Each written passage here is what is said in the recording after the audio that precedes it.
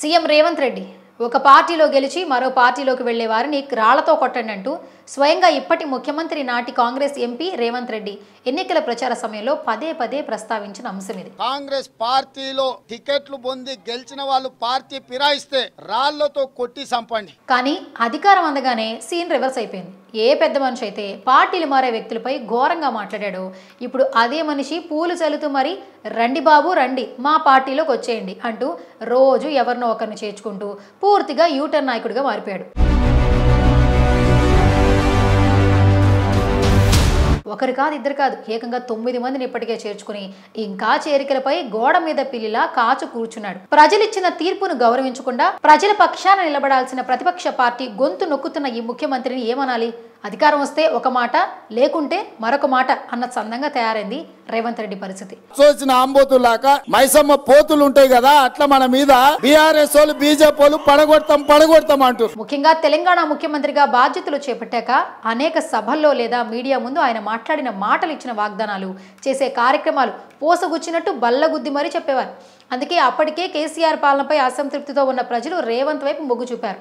ఆయన అంత కరాఖండిగా మాట్లాడుతున్నాడంటే ఖచ్చితంగా మాట తప్పడు అని విశ్వసించి 2023 ఎన్నికల్లో స్పష్టమైన మెజారిటీతో కాంగ్రెస్ పార్టీని గెలిపించారు. అధికారం చేపట్టిన తరువాత ప్రభుత్వం ఇచ్చిన 6 గ్యారంటీలు అమలు, రాష్ట్ర అభివృద్ధిపై దృష్టి పెట్టాల్సింది పోయి ఇప్పుడు రాజకీయ అవసరాలు ప్రాధాన్యంగా ముందుకెళ్తున్నారు. ముఖ్యంగా అధికారంలోకి వచ్చిన కాంగ్రెస్ పార్టీ స్థిరంగా ఉండేందుకు చేరికలను భారీగా ప్రోత్సహిస్తోంది. ఆపరేషన్ ఆకర్ష్ పేరుతో వివక్ష బీఆర్ఎస్ ఎమ్మెల్యేలను ఒకరి తరువాత ఒకరిని చేర్చుకుంటుంది. దీంతో తాము బలపడతామని, ప్రతిపక్ష బీఆర్ఎస్ ను బలహీనపరుస్తామని హస్తం నేతలు భావిస్తున్నారు. కానీ ఈ విషయంలో గతంలో కేసీఆర్ చేసిన తప్పే ఇప్పుడు సీఎం రేవంత్ రెడ్డి కూడా చేస్తున్నారన్న అభిప్రాయం బలంగా వినిపిస్తోంది. ఇబ్బందులను కోరి తెచ్చుకుంటున్నారని అందరూ అనుకుంటున్నారు. బీఆర్ఎస్ ఎమ్మెల్యేలను చేర్చుకోవడం ద్వారా వారిపై ఎన్నికల్లో పోటీ చేసి ఓడిపోయిన వారిపై ప్రభావం పడుతోంది. ఎమ్మెల్యేల చేరికపై వారి అనుచరులు కూడా అధికార పార్టీలోకి వస్తారు. గతంలో కాంగ్రెస్ ఓడిపోవడానికి పనిచేసిన వారే ఇప్పుడు జై కాంగ్రెస్ అనాల్సిన పరిస్థితి.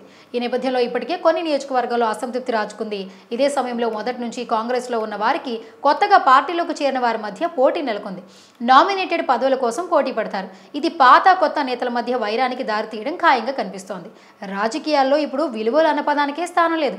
ఈ నేపథ్యంలో కొత్తగా చేరిన వారితో ప్రభుత్వం స్థిరపడొచ్చు. కానీ పార్టీ పదంగా మాత్రం ఇబ్బందులు తప్పవు. ప్రభుత్వం ఏర్పడిన మొదట్లో ప్రభుత్వం పడిపోతుంది. కూలుస్తామన్న నేతలు కూడా ఇప్పుడు అధికార పార్టీలో చేరుతున్నారు. కేసీఆర్, కేటీఆర్, హరీష్ రావు తప్ప బీఆర్ఎస్ లో ఎవరూ మిగలరని కాంగ్రెస్ పార్టీ నేతలు గొప్పగా చెప్తున్నారు. గతంలో ప్రభుత్వాన్ని కూలుస్తామన్నందుకు ప్రతీకారం తీర్చుకుంటున్నట్లుగా చేరికలను కాంగ్రెస్ ప్రోత్సహిస్తోంది. కానీ కేసీఆర్ అనుచరులను చేర్చుకోవడం ద్వారా ముప్పు తెచ్చుకుంటున్నామన్న విషయం మర్చిపోతున్నారు. చేరికలను కాంగ్రెస్ గొప్పగా అనుకుంటుంది కావచ్చు, కానీ అది కాంగ్రెస్ గొప్ప కాదు, అధికారం గొప్ప అనే విషయం విస్మరిస్తోంది.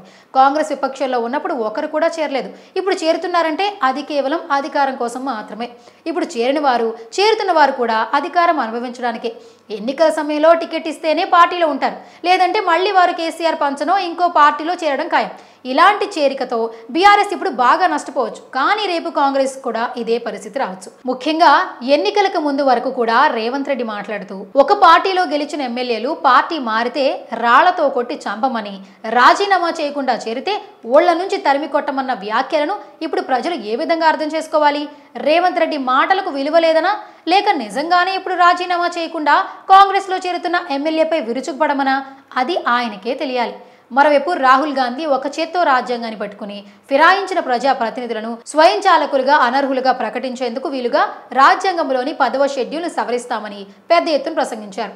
రాహుల్ గాంధీ రాజ్యాంగంలోని ఫిరాయింపు నిరోధక నిబంధనలకు వ్యతిరేకంగా 5గురు బీఆర్ఎస్ ఎమ్మెల్యేల ఫిరాయింపును ప్రోత్సహిస్తున్నారని ఆగ్రహిస్తున్నారు తెలంగాణ ప్రజలు.